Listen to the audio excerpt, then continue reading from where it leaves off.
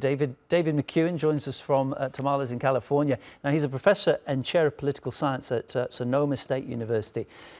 So, David, it's a large amount of money to me. I don't know in terms of politics, $10 million plus expected for the Biden campaign. Will that give him an economic advantage, this fundraiser, in terms of the election? Yeah, Neil, I mean, look, money is it's a necessary but not sufficient condition for success. What that means is Biden and the Democrats will grow their fundraising advantage. They're expected to raise actually as much as $25 million out of tonight. You're going to see more than 5,000 guests at Radio City Music Hall. What that means, that $25 million just tonight is more than Donald Trump raised in all of February. He raised about $20 million. Right now, the cash on hand is an important barometer of where things are at.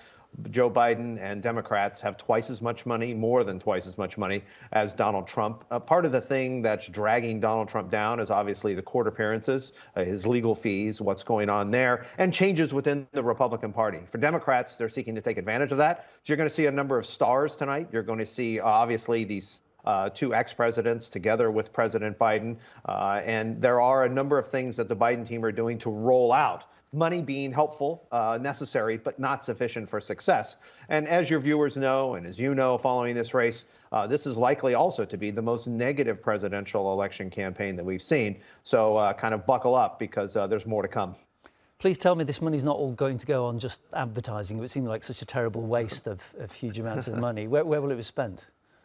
Yeah, so one big message coming out of tonight is not just spending the dollars on television advertising, but on voter contact. As you talked about on the lead-in there, look, there's a lag in terms of polling for Joe Biden. So a lot of the money coming out of tonight is going to be put to voter contact efforts, to building up support, particularly for young voters and emerging voters. The lagging numbers that we see with diverse voter segments that were hugely important for Joe Biden and for Democrats in Georgia, Pennsylvania, Michigan, those battleground states, particularly with African-American communities, with Latino voters, Latina voters, as well as young people. That's the worry they have with RFK Jr., and they want to kind of build up that turnout.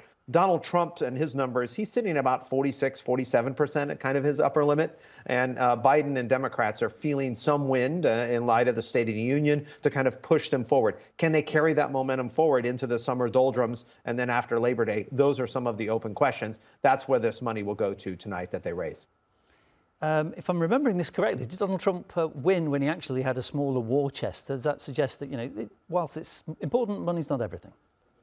Yeah, it does suggest that. He spent less than Hillary Clinton in 2016. He spent less than Joe Biden in 2020.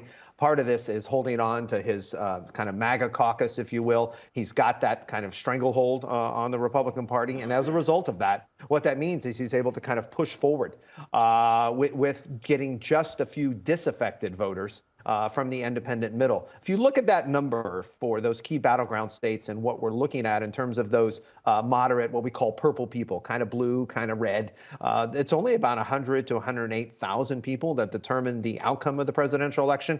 Donald Trump will go after those voters while securing his base, spending less money as a result, because he's also, one big difference from 2016 and 2020 are obviously the indictments that are proceeding and his legal troubles that will carry into the summer. And David, we're running out of time, so I've got to just ask you for a very quick answer. When those big organisations pump lots of money behind a political campaign, is it, as I suspect, that because they want something in return when their candidate gets elected? Well, the old adage is that you take their money and you listen to them, but you don't necessarily vote with them. And I think that's, look, politics is a game for adults. So that means money is, again, that necessary but not sufficient condition. You take the dollars, you listen, but it doesn't necessarily make it a quid pro quo.